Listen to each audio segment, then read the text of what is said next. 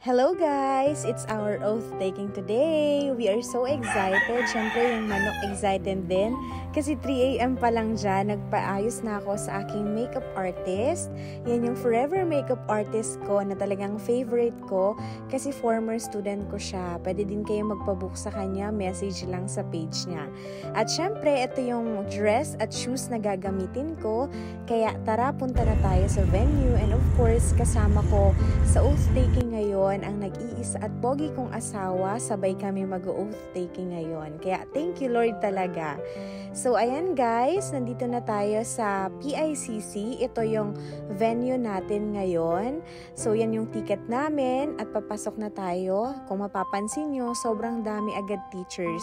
So may 8 AM at 11 AM. Dun kami sa 8 AM. Kaya super aga din talaga namin mag-prepare. Kaya yan, habang hinahanap namin yung upuan namin, mapapa-thank you Lord ka sa lahat ng blessing na binibigay niya at patuloy na ibibigay niya.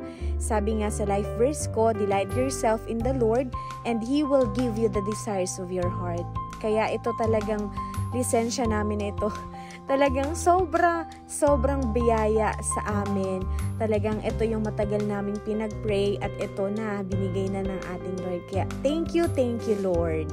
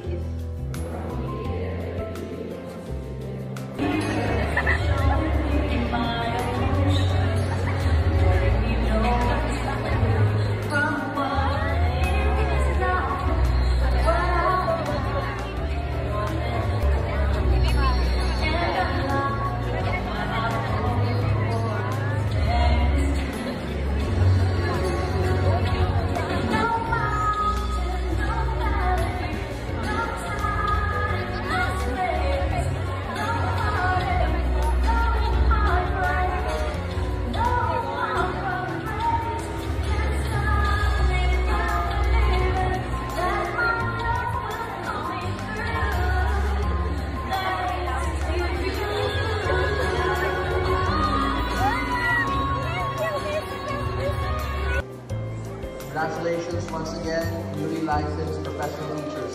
Give yourselves another round of applause. Hindi na ako